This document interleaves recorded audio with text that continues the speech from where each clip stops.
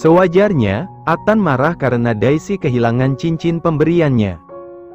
Setidaknya sungguh itu yang terjadi, tapi faktanya Atan malah makin perhatian kepada Daisy. Setelah mengantar Daisy pulang, Atan tak langsung pulang. Merebus air untuk mandi Daisy, langsung Atan lakukan di dapur. Kemudian disusul dengan pria muda itu yang membuatkan teh manis hangat untuknya maupun Daisy yang turut ikut ke dapur. Beberapa kali menghabiskan waktu di sana, ditambah rumah orang tua Daisy yang terbilang mungil tak memiliki banyak ruangan. Menjadi alasan Atan sudah bisa hafal keadaan bahkan tata letak perabotan di sana. Nih orang baik banget sih. Yang ada aku jadi makin merasa bersalah, batin Daisy mengikuti tuntunan Atan meminum tehnya. Mereka sama-sama berdiri di depan kompor. Karena memang, di rumah Daisy tidak sampai ada meja makan maupun tempat duduk untuk makan, bahkan itu di dapur. Agenda makan biasa dilakukan di ruang keluarga. Selain itu, alasan mereka tetap di depan dapur juga untuk mengurangi rasa dingin di tubuh mereka. Khususnya Daisy, tubuhnya kuyup parah.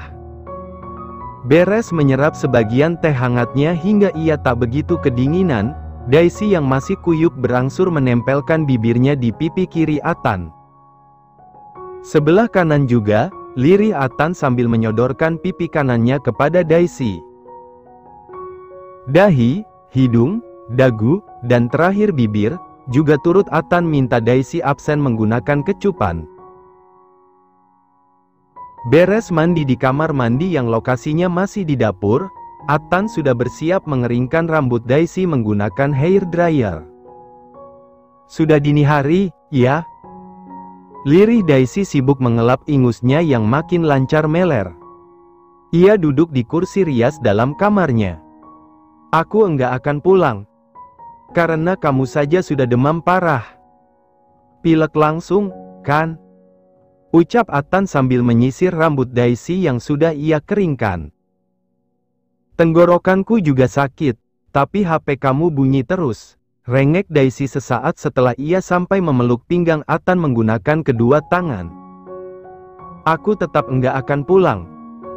Kamu mau minum hangat lagi? Ucap Atan. Enggak, aku enggak haus. Aku ngantuk. Sepertinya obatnya sudah mulai bekerja dan memang bikin ngantuk, lirih Daisy yang memang sudah terkantuk-kantuk. Enggak apa-apa. Biar cepat sembuh, ucap Atan yang langsung menaruh sisirnya di meja rias. Atan berangsur membopong Daisy, membaringkannya ke tempat tidur di sana yang memang tidak begitu luas. Ketika Atan nekat ikut tidur di sebelah Daisy saja, Atan jadi susah gerak. Ditambah lagi, kaki Atan yang tak sepenuhnya tertopang jika pria muda itu tak menekuk kedua kakinya. Daisy yang tak sengaja terbangun, mendapati Atan tidur di sebelahnya. Keadaan di sana yang banyak nyamuk, sementara pendingin hanya mengandalkan kipas angin, membuat Daisy iba kepada Atan. Hati Daisy tersentuh dan ia sengaja membagi selimutnya. Ia menyelimuti Atan dengan sangat hati-hati, agar kekasihnya itu tak bangun dari tidurnya. Daisy yakin, Atan sangat kelelahan dan itu karena merawatnya. Dia mencintaiku dengan sempurna. Dia rela menjalani hidup rakyat biasa yang penuh kesulitan hanya untuk mengurusku. Dia memegang janjinya untuk selalu membahagiakan aku. Batin Daisy yang duduk selonjor agak membungkuk di atas tubuh Atan. Ia mengecup kening Atan cukup lama sebelum akhirnya kembali tiduran di sebelah Atan. Ia meringkuk di hadapan sekaligus menghadap kepada Atan. Aku beneran butuh istri, lirih Atan tak lama setelah Daisy baru memejamkan kedua matanya. Detik itu juga Daisy membuka matanya. Ia menatap kedua mata Atan kemudian berangsur mengangguk-angguk. Iya. Hidungku mampet, sementara tenggorokanku sakit. Aku enggak bisa berbicara panjang lebar. Rengeknya dengan suara yang amat tidak jelas, tapi Atan langsung tersenyum puas.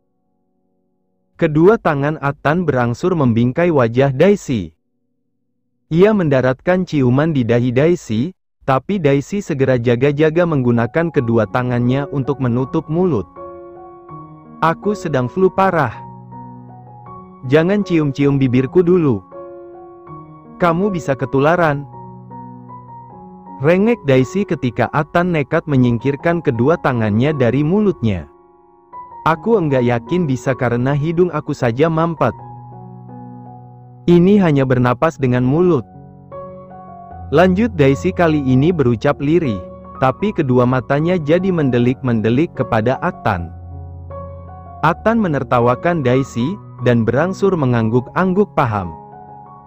Akhirnya dia mau menikah denganku. Batin Atan sangat bahagia. Di hatinya seolah menjelma menjadi taman berisi banyak bunga warna-warni yang tengah bermekaran. Jadi, apa yang membuatnya begitu menyayangiku? Pikir Daisy meski ia sudah meringkuk sambil memeluk punggung Atan menggunakan kedua tangannya. Sepertinya faktor utamanya karena keberisikan sekaligus kejujuranmu. Kamu orang yang sangat tulus, dan semua tingkahmu membuat duniaku yang awalnya abu-abu, menjadi penuh warna sekaligus tawa. Batin Atan membalas isi pikiran Daisy. Ia menempelkan bibirnya di ubun-ubun Daisy yang membenamkan wajahnya, di dadanya. Jujur, aku masih kepikiran cincinku. Kok bisa? Cara hilangnya ajaib banget. Batin Daisy. Atan yang bisa mendengar isi hati Daisy, juga jadi ikut kepikiran. Hingga keesokan harinya, ketika mereka sedang berjemur di depan rumah Daisy, Atan sengaja meminta Daisy untuk memilih. Kali ini, ada 3 kalung dengan model berbeda, tapi sama-sama dihiasi koleksi liontin bunga Daisy. Enggak usah. Jangan memberiku hadiah lagi. Aku takut menghilangkannya lagi, ucap Daisy. Bagiku, dapat hadiah dari orang yang aku sayang, dan orang itu juga sangat menyayangiku sama saja dengan beban. Karena aku memang harus menjaganya, lanjut Daisy menatap Atan sungguh-sungguh. Aku ingin lihat kamu memakainya.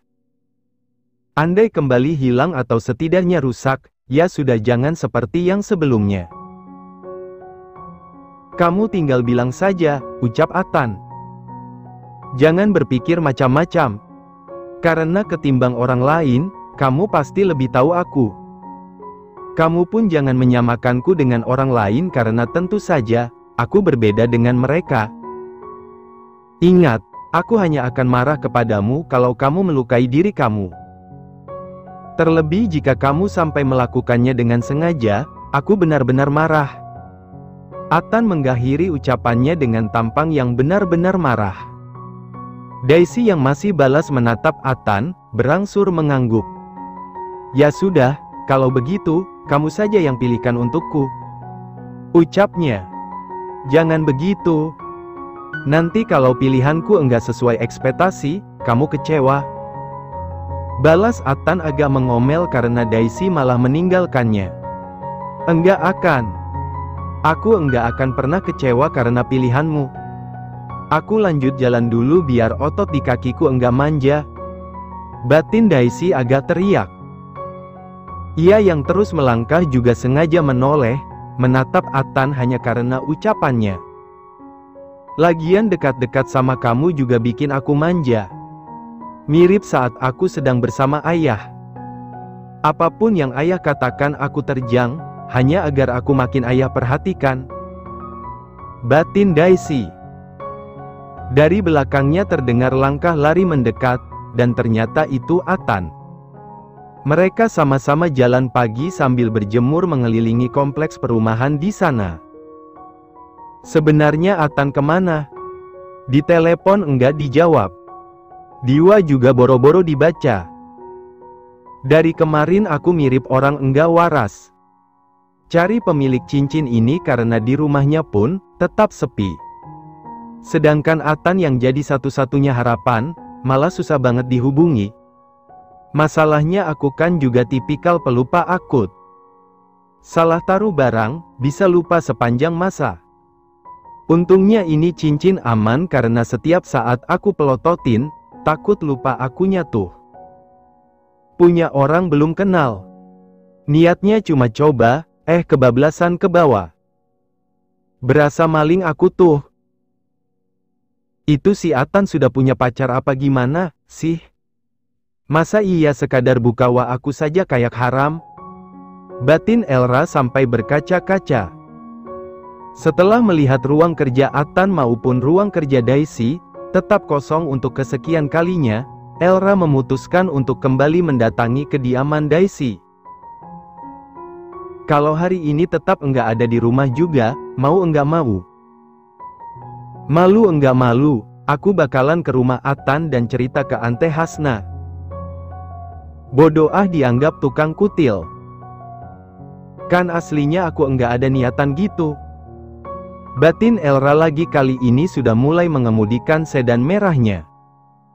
Di depan rumahnya, Daisy yang masih memakai masker, tersenyum melambaikan kedua tangannya ke kepergian mobil Atan.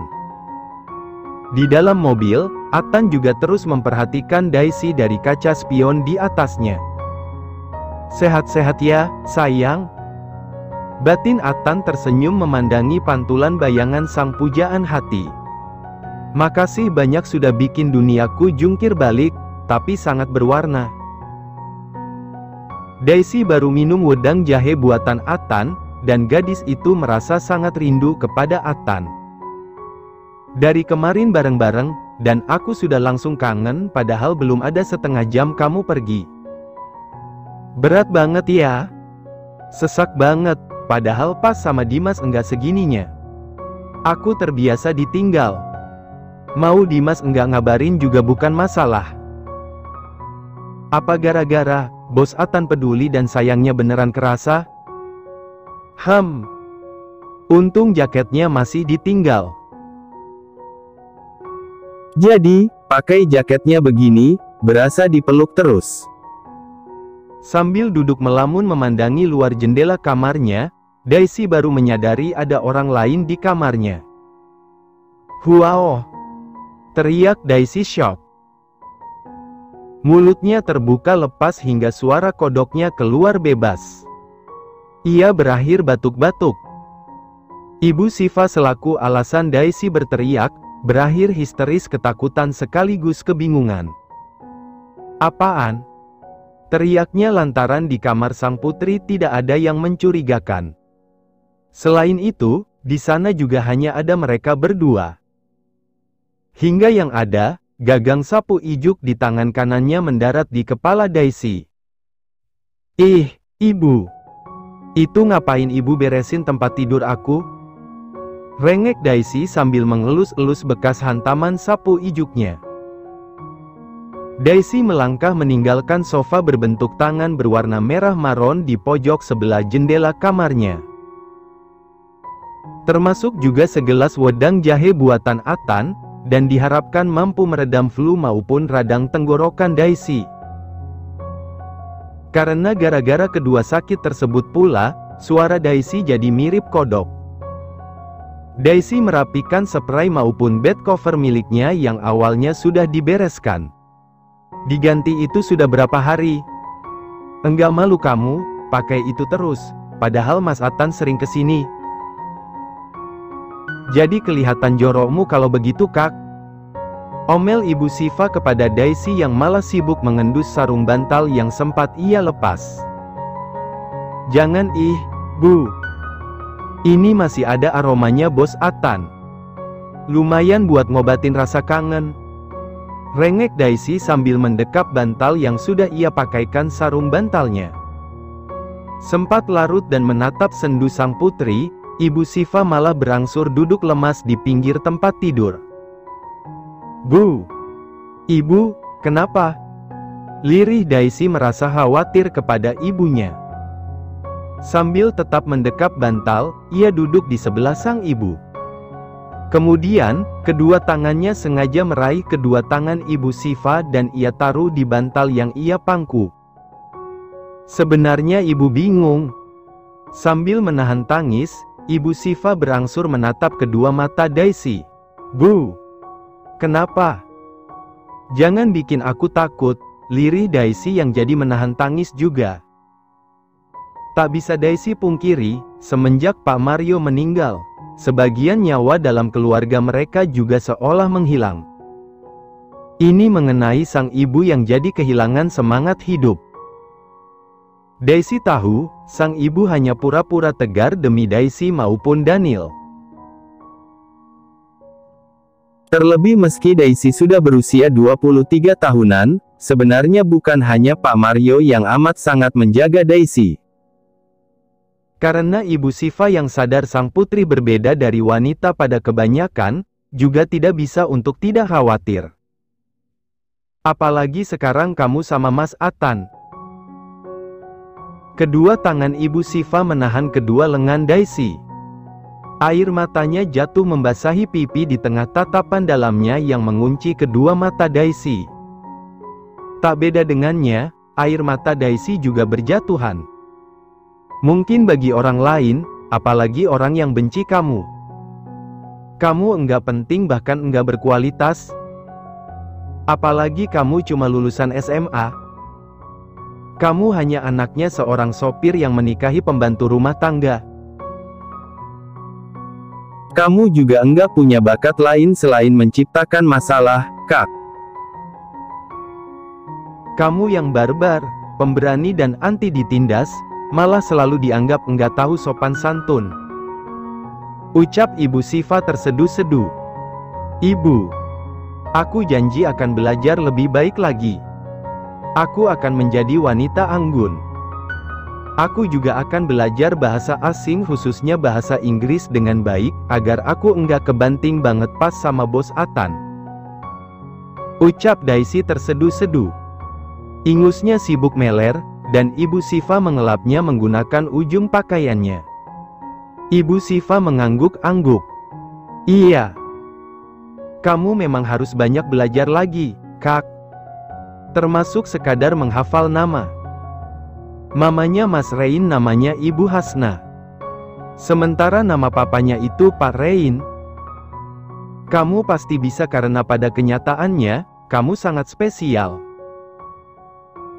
Mereka yang sudah mengenalmu, pasti akan merasa juga bahwa kamu spesial.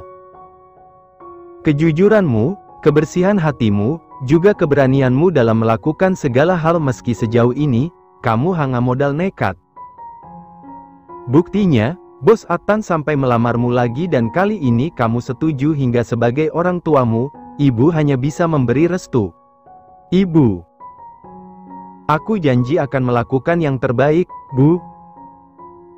Daisy memeluk erat Ibu Shiva. "Iya.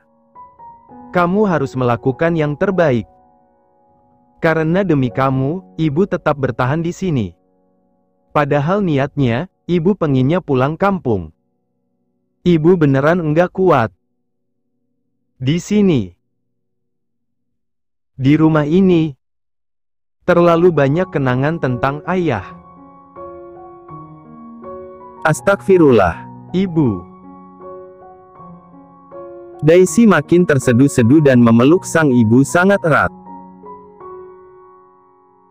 Ketika Daisy dan sang ibu tak kuasa membendung tangis berikut kerinduan mereka kepada Pak Mario, kedatangan Elra disambut oleh Daniel. Daniel yang membukakan pintu gerbang untuk Elra, terbengong-bengong. Kedua matanya sudah mengawasi penampilan Elra dari ujung kaki, hingga ujung kepa, sebanyak 17 kali. "Manusia, apa ibu peri? Cantik banget. Jangan-jangan dia malaikat maut versi cantik yang salah alamat?" Pikir Daniel yang kemudian berinisiatif berkata, "Kalau kamu mau nyabut nyawa, cari yang namanya Dimas anaknya Ibu Lilis sama Pak Marsum saja. Cari tuh, 3 orang itu karena mereka cocok dicabut nyawanya." Nih bocah ngomong apa? Bingung Elra, sulit memahami maksud Daniel. Ia mengawasi sekitar bahkan atas bawah mereka. Namun, ia tetap tidak paham dengan maksud Daniel.